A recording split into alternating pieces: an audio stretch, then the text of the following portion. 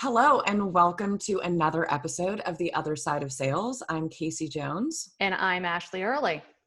So this is Thanksgiving week. With Thanksgiving week, I had a little more time to just kind of sit around and think. And I had a little bit of an aha moment, which Ashleigh and I just talked about and decided we wanted to record a quick episode to dig into this.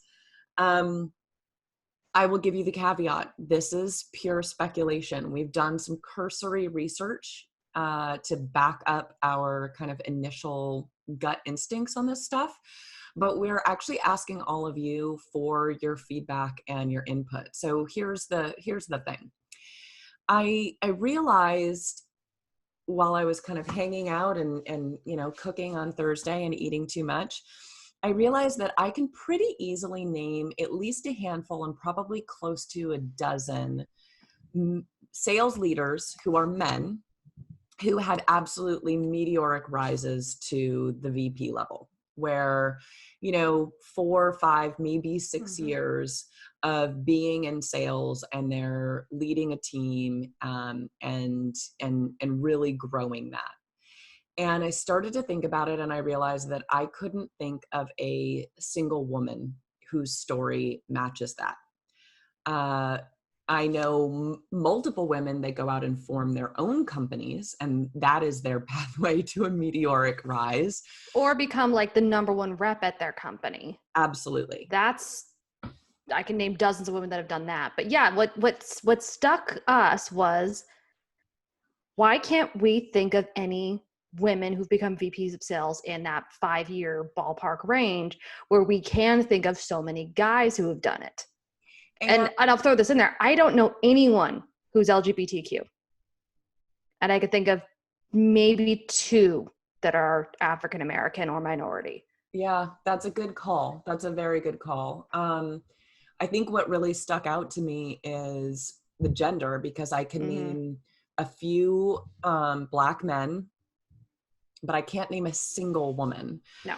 I think the other thing we were talking about is, in some of these cases, the men were like the first sales hire and they absolutely killed it. And that's why they wound up becoming the sales leader. And I get that. But I also, again, I'm sure that there are women out there that have been the first sales hire at a startup. And I don't see them, having that same trajectory. And that's an interesting point, because you mentioned first sales hire. How often is the first sales hire a woman? I mean, I've interviewed for first sales hire jobs. Yeah. And I know for myself, I'm more risk adverse than probably a lot of my male colleagues. I have a husband, I have a dog, I got responsibilities. I had responsibilities way earlier than they did in some cases. So I wasn't going to go out and do that. They were too risky for me. So there's that element of, are women more conservative and so they don't go for those jobs, or are they just not offered as much?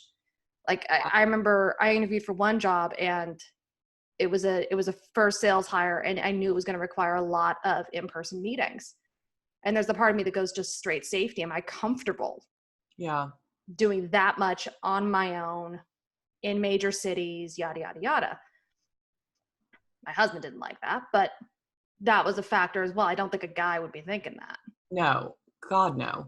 And it is interesting. I had a conversation with a sales leader, actually one of the sales leaders that Ashleigh and I were discussing, who had a meteoric rise, where he was actually talking about how at his company, he is trying to push leadership to adopt a much higher base for all sales roles and a lower commission. And what he was saying is that the people that are still blowing out their quotas now, they wouldn't be penalized for this, but that there would be a little less risk associated. And we were, when he was talking about it, the first thing that came to mind for me was, I bet you would have more women applying for those roles, because I think women tend to be more risk averse. Women tend to be the primary caregivers for, children, but also for family members. Yeah. Women and minorities. And so as a group, we tend to be more risk averse, and we tend to, protect ourselves a little more. But, the other point that I wanted to bring up, and Ashleigh and I talked about this, and I went and I found the research, and we'll include this in the show notes, but there's a lot of evidence that shows that men are actually promoted based on their potential, and women are only promoted based on their results and their like proven track record. So if you're a woman who has never been a VP of sales, you are a lot less likely to get that opportunity, whereas a man is going to have a little bit easier access to that, because leadership is more likely to believe in his potential to do the job, whereas they're going to require that a woman has done it before. And that definitely echoes what I have seen in both in my work experience, but also with colleagues. Well, and that even echoes in, like, I pulled up, like, again, this is during our completely non-scientific prep for this interview, which we did in about 10 minutes. We're very professional here at Other Side of Sales.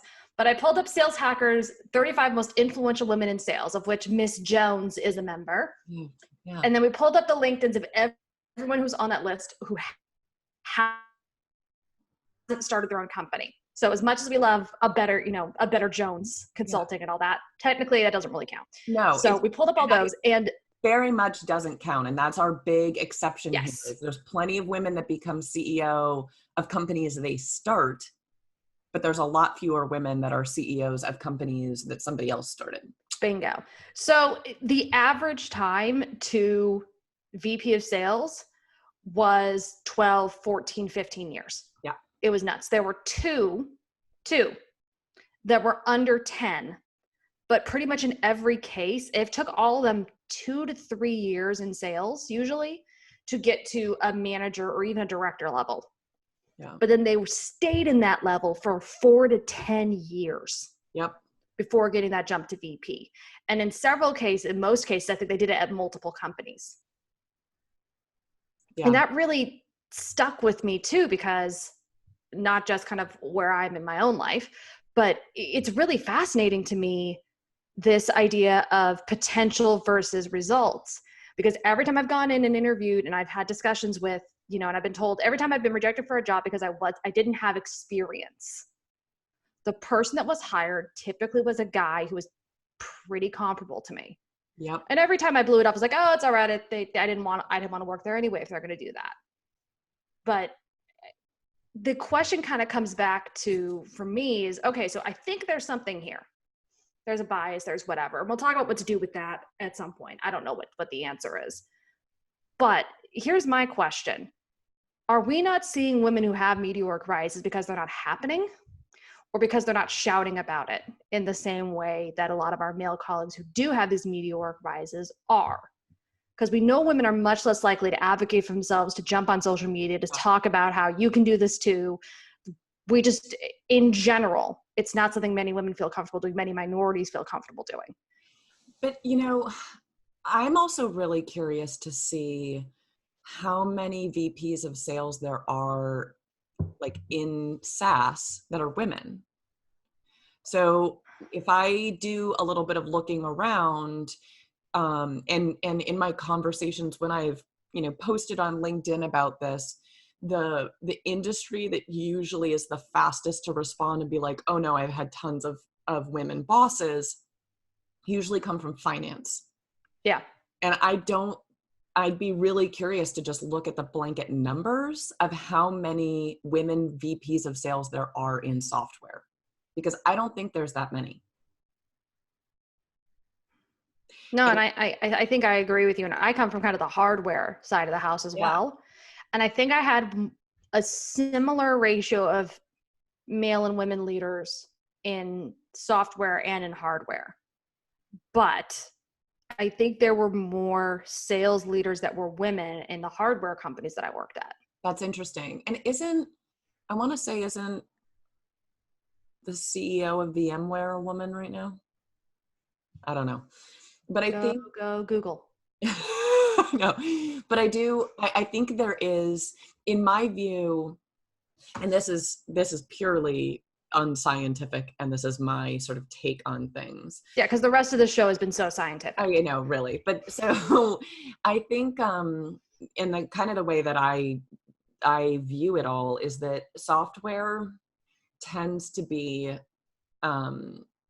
less progressive and less sort of disciplined when it comes to diversity than some of the more old school industries, because I think the old school industries have just been at it longer and they've been taken to task longer. And so they've put like strict policies in place that actually improve things. And my sort of view on it when it comes to software is like most software leaders are liberal or vote Democratic. And so I think that there is, and I have had bosses like this where they're like, oh no, like I voted for Obama. I'm a really good guy. Like we don't need these serious policies. Like I'm a feminist. You can trust me. You can trust me. I don't need to do this like way more formalized work because I'm a good guy. And so I don't need that kind of help. And if you look at it, it's like women leave tech in droves. And the other thing, you know, that we were just talking about is I know so many women that have left sales. I'm one of them. And most of the women that I've worked with in my career are no longer in sales. A couple are, but very few. And most, it was basically, they just reached this point where they were like, I was tired of getting passed up for promotions. So I found another kind of avenue to move forward and to move ahead. See, that's really interesting to me because I don't have that yet. And you're a couple years deeper into this than I am, without being rude. And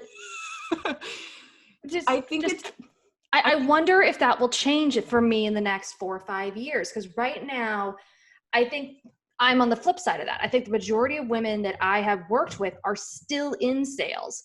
And it's harder for me to think, and I can think of a few that have left, but the majority are still in. I wonder what that's going to look like in 3, 4 years. You've also worked for bigger companies. And so I feel like at bigger companies, they tend to be a little bit more, I don't know, stringent about these things. And I've worked for like shittier startups and where things are a little more loosey-goosey and a little less kind of formalized and sort of structured. You know, I'll say this as I think about this, when I've done my time at the shittier startups, I call them the basement startups to be polite, but because they're pretty much always in a basement. Yep. Or some really dark building. It's depressing. I can think of 3. In every single one of those, my team was the only team that was predominantly women and minorities. Yep. And we basically were the diversity factor for the company. The actual closers were typically like 10-1 guys. Oh, without a doubt. And that's totally how it was. When I'm talking about all these women, it's all women that were SDRs. Yeah. And now I'm realizing these are people that I've hired. So of course they're not going to fail out yet because they're just now getting to be AEs that are at the top of their game. Or maybe they've been an AE for a few years, but they're not. And I mean, we had a VP that like would joke, not joke about how he'd told the guy that headed all of the sort of SDR teams that he told him he could only hire attractive women. That was like commonly joked about, you know, and all of those women, none of them are in sales anymore. See, now the worst thing I got is I was at one of the big companies and we needed to film a video and it was just immediately, oh, go pull the SDRs. Yep. Because it was a good looking group of people. Oh, without a doubt. It was a good look, but it was not exclusively a good looking group of people. By far. There were some very good looking people on this team and there were some very. There's no way for me to say this nicely, so I'm just going to bail. Just stop.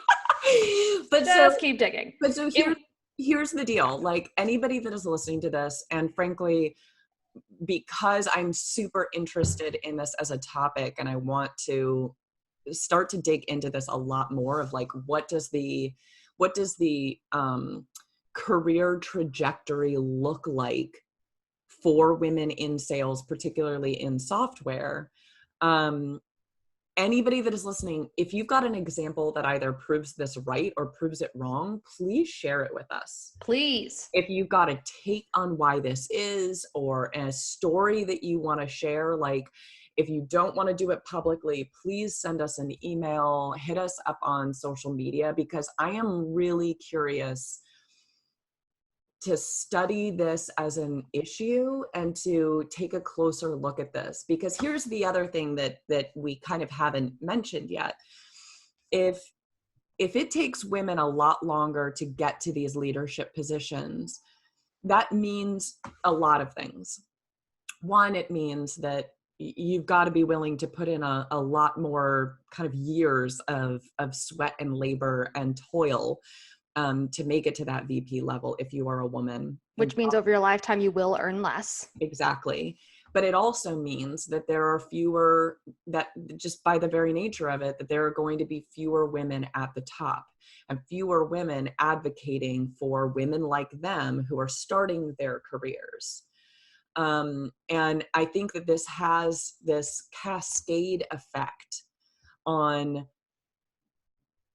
women that are starting their careers in sales. When they look at the top and they see very few people that look like them, they might be thinking twice about whether or not they want to continue on this path. They might be struggling to find a mentor or a sponsor within their organization because it is only men, and people that don't look like them. I mean, I think there's a lot of results that come from this, a lot of effects that come from this. And I'm really curious to better understand, like, if this slant on things that we're kind of seeing and speculating about is accurate, and what is actually going on, and how does this impact everybody in sales. So please, please, please, we need stories, we need names, all of it. Especially from the perspective of people that you know. So if there is a female sales leader in your org that you've worked for, or that hired you, or that's been influential in your career, that's what we need to know. This isn't just, kind of Googling top lists and stuff like that. Although that's great. If you've got a great list, we'll take it too. I'll say this. I'm especially interested in SaaS and technology too. Yeah. I'm also curious what it looks like in other industries, everything from real estate to retail, to the other forms of sales that have been traditionally a little pharma, that have been a little more traditionally female friendly. Yeah. I wonder how often that happens. So if you're listening to this whole thing and hearing us talk about tech and stuff, that's just because it's our experience, but we're super interested in your stories as well. And we want to hear all of it. Yeah. And I will say, it's like, Julia Andrews is a great example of, and she wasn't a VP, but like, talk about meteoric rise at Merrill Lynch. And I think that at least the impression I get is that in the financial world, it is, it's better than tech. And there are a lot more women leaders, and there's a lot more support for women in those industries. But I am curious, like about pharma. I think in pharma, the reputation anyway is that it's tons of women doing the work, like in the sales roles, but I don't know what leadership looks like. No. Like, and same thing with like, I'm thinking like real estate. I know we've got a few people who listen who are realtors. Yes. And realtors that is a brutal respect to anyone who does that, especially like A, the 100% commission side of it, and B, dealing with a bunch of cranky homeowners or home sellers. As someone who bought a home in 2019, oh Lord, I would not want to deal with that. Full respect. But it's really interesting. I'm really curious if this is a trend across sales as a whole, or if it's just one industry or certain industries. And you mentioned finance and Julia Andrews. I wonder if they're not better at, because they know numbers. They know the numbers don't lie. So if your numbers are better, then you might be better. I think it's also that these like older school industries, they've been punished. And so they've put stuff in place to fix this. I would also say they're also larger organizations, and so they are more formal. So they've got more sort of formal policies in place. And I genuinely think that it's this sort of Wild West culture of the startup world and the SaaS world that leads to these sort of lax policies and just kind of, Yeah. Promoting people that we like and not necessarily who we should. Well, it's not even like or don't like. I feel like so often it's that boss you mentioned. It's, Yes. it, how do I put it? It's that idea of, I'm a good guy. I don't need it. Yeah. I'm a good girl. I don't need it. This come up a couple times, sometimes the sexiest thing that ever happened to me was girl on girl. Oh, for sure. It's Yes. super interesting. I wonder how much of this is just, I think SaaS especially is more prone to, I'm here to change the world. We've got a mission. We volunteer. We do all this stuff. We have daily meditation. Therefore, Yes, we don't have a problem. Yes. So, I mean, that brings up the whole issue of unconscious bias, which is a whole other thing. Yeah. But kind of bringing it back here, this really is the first time I think we're doing a real plea. Yeah. Other than like our first episode. But like, seriously, troll your LinkedIn connections, ask your friends.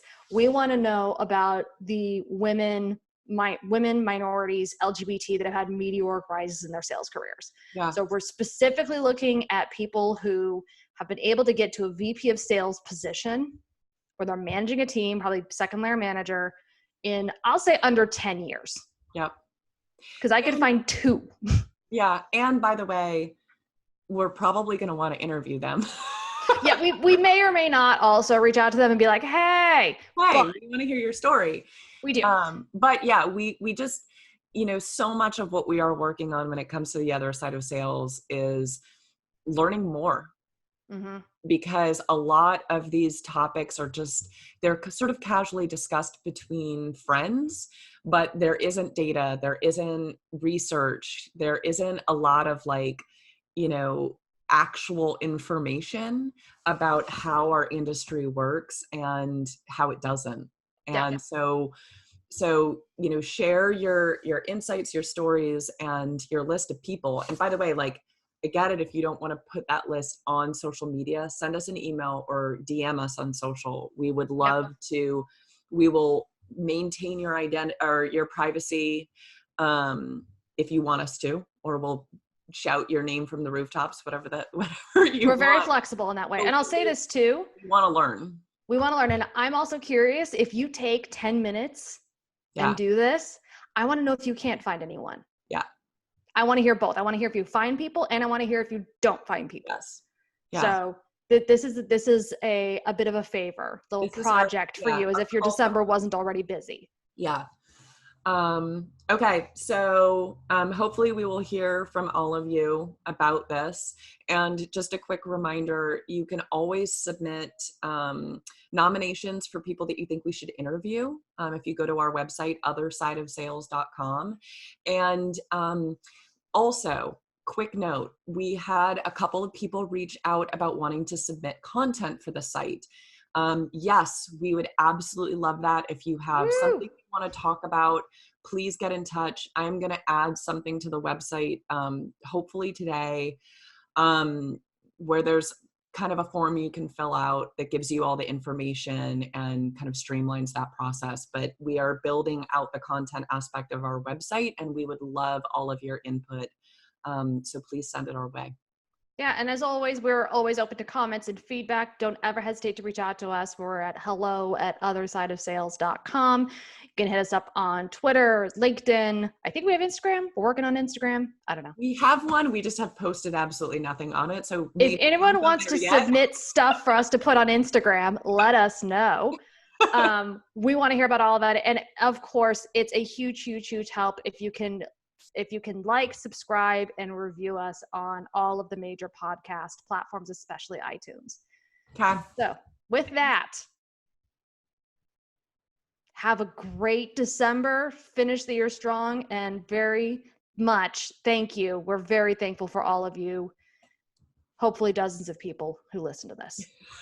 It is dozens. I've checked. I'll take dozens. Thank you to each and every one of you. Seriously, thank you. Happy Turkey Day and everything else.